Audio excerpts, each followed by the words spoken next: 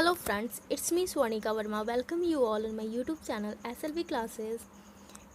I am going to start a new subject, Commerce, subject code 08, paper 2 for NET JRF, Banking and Financial Institution, in which money market and capital market.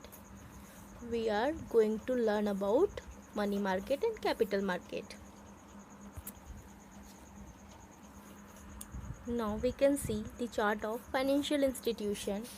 Financial institution is divided into money market and capital market. Money market and capital market. Money market is related to short-term funds and capital market is related to long-term funds. Now come to money market. Money market also divided into two parts.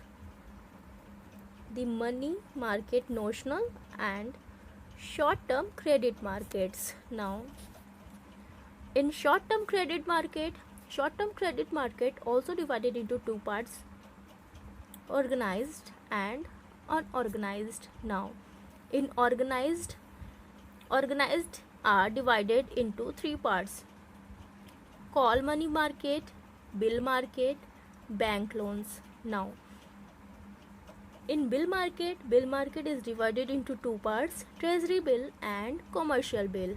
Now come to unorganized. Unorganized is divided into two parts: Hyundais and loan from indigenous bankers, money lenders and others. Unorganized related to unorganized sector which is not under cover negotiable instrument 1881 act. मतलब जो negotiable instrument 1881 act के तहत अंदर नहीं आता है वो unorganised में आता है. उसमें क्या है? Hundis and loan from indigenous bankers. Now come to capital market. Capital market is also divided into organized and unorganized. Now come to organized. Organized में क्या है? Organized is divided into two parts: stock market and loan from banks and NBFIs. NBFIs means non-bank financial institution. Now in stock market is also divided into government bonds and corporate. Now in corporate also divided into bonds and equities. Now come to unorganized. Unorganized is divided into loans from money lenders and others. That's it. Now here we are going to learn about the differences between money market and capital market. Basis of differentiation, money market and capital market. Their borrowing terms, उनके borrowing terms क्या हैं? In money market lending and borrowing is for short term. Money market में क्या होता है कि lending और borrowing जो होता है शॉर्ट टर्म के लिए होता है. इन capital market it is for longer term. Capital market में वो लॉन्ग टर्म के लिए होता है. नो उनके पार्टिसिपेंट्स क्या हैं? कौन है? कौन कौन उनमें पार्टिसिपेट करते हैं मनी मार्केट में और कैपिटल मार्केट में. Now in money market central bank, commercial bank, mutual funds ETC. Money market में कौन कौन पार्टिसिपेट करते हैं? Central bank, commercial bank, mutual funds etcetera. Now in capital market में कौन कौन से पार्टिसिपेंट्स हैं? Stock brokers, retail investors, non bank institution such as insurance company, mortgage building etcetera. Now instrument, उनके इंस्ट्रूमेंट क्या क्या हैं? Treasury bills, call money, promissory notes etcetera. ये सारे जो हैं मनी मार्केट के इंस्ट्रूमेंट्स हैं. Now in capital market instruments of capital market bonds, debentures, preferentials etcetera. ये कैपिटल मार्केट के इंस्ट्रूमेंट्स हैं. Now come to the fourth point. उनके स्ट्रक्चर क्या है? There are comparatively more informal transaction are on over phone and not formal place. इसमें क्या होता है? मनी मार्केट में ये सारे ट्रांजेक्शन जो भी होते हैं वो फ़ोन के थ्रू होते हैं. कोई भी फॉर्मल एक्टिविटीज़ नहीं होती है. सारे जो ट्रांजेक्शन हैं वो रिलेटेड इनफॉर्मल. वेज में. Now come to capital market. These markets are formal than others. Example stock market. ये क्या है, ये रिलेटेड है फॉर्मल में. एग्जाम्पल इसका है stock market. Now classification. Money market में क्या है, कोई क्लासिफिकेशन नहीं है. There is no classification here. But in capital market there are two types of classification. First one is primary market and second one is secondary market. Primary market और secondary market के बारे में आगे हम लोग details में पढ़ेंगे. Now come to this 6 point. Liquidity. उनकी लिक्विडिटी क्या है, तरलता क्या है. Being short term it is more liquid. वो शॉर्ट टर्म है इसलिए वो बहुत ज़्यादा लिक्विड फॉर्म में है. Being long term it is less liquid. वो लॉन्ग टर्म है इसलिए वो लेस लिक्विड है. Come to the 7th point. उनके रिस्क फैक्टर क्या है. Less risky as deal in short term liquid assets. वो लेस रिस्की है मनी मार्केट क्योंकि वो डील्स करते हैं शॉर्ट टर्म लिक्विड एसेट्स में. Now in capital market risk is more as deals in long term assets. Capital market में risk ज़्यादा होता है क्योंकि वो लॉन्ग टर्म एसेट्स में डील करते हैं. नाउ उनके पर्पस क्या है. 8 point. For meeting short term requirements. Money market में क्या होता है कि शॉर्ट टर्म रिक्वायरमेंट्स को फुलफिल करने के लिए वो उनका पर्पज़ है, वो करते हैं. Now in capital market to meet long term requirements. उसमें क्या है, लॉन्ग टर्म रिक्वायरमेंट्स को फुलफिल करने के लिए करते हैं. Now 9th point. रिटर्न्स क्या है उनके. Returns are less as risk is lower. Returns money market में लेस होता है, रिटर्न्स लेस होता है क्योंकि रिस्क भी लेस होता है इसलिए रिटर्न्स भी लेस आएगा. और कैपिटल मार्केट में क्या होता है, returns are high as risk is high. जब रिस्क हाई होगा तो उसके रिटर्न्स भी आपको हाई मिलेंगे. Now 10th point. Relevance to economy. Helps to boost liquidity in economy. वो हेल्प करता है लिक्विडिटी को बढ़ाने के लिए इकोनॉमी में. Converts saving into productive instrument. वो कन्वर्ट करता है सेविंग को प्रोडक्टिव इंस्ट्रूमेंट में. No maturity period. उसकी मैच्योरिटी पीरियड क्या होती है. मनी मार्केट की मैच्योरिटी पीरियड है maximum maturity of 1 year.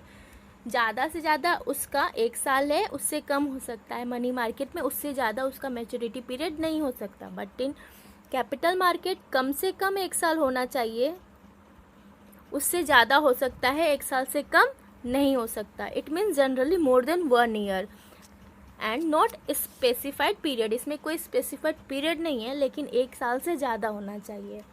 Now come to 12th point. Broker. उसके ब्रोकर कौन कौन से, मनी मार्केट के एंड कैपिटल मार्केट के. Transactions without the help of broker. Money market में क्या होता है कि ट्रांजेक्शन जो होता है वो बिना ब्रोकर के हेल्प के हो सकता है. But in capital market transaction have to be conducted with the help of broker. Capital market में हमें ब्रोकर की ज़रूरत पड़ती है for primary market and secondary market के लिए. Now come to the 3rd point. Relation with central bank. उनके relation क्या है सेंट्रल बैंक से. Closely and directly link with central bank of the country. Money market क्या होता है, closely भी है और डायरेक्टली भी है लिंक्ड. सेंट्रल बैंक किसी भी कंट्री के सेंट्रल बैंक से वो डायरेक्टली लिंक्ड है और क्लोजली लिंक्ड भी है. The capital markets feels central bank's influence but mainly indirectly and through the money market. मतलब कैपिटल मार्केट जो है इनडायरेक्टली है लिंक्ड और थ्रू दी मनी मार्केट, और मनी मार्केट के जरिए वो लिंक्ड है. Functions of money market. The 3 basic functions of money market are: it provide a balancing tool equating the demand and supply of short term funds. वो provide करता है एक balancing tool demand and supply को equate करने के लिए short term funds में. Now it provide a centre of the intervention of bank for controlling liquidity and general interest rate level. वो प्रोवाइड करता है centre of the intervention of bank. Bank को provide करता है सेंटर ऑफ इंटरवेंशन और controlling the liquidity. वो provide करता है कि वो कंट्रोल कर सके लिक्विडिटी को और जनरल इंटरेस्ट रेट लेवल को. जो इंटरेस्ट रेट लेवल होता है उसको भी कंट्रोल कर सके. Now come to the 3rd point.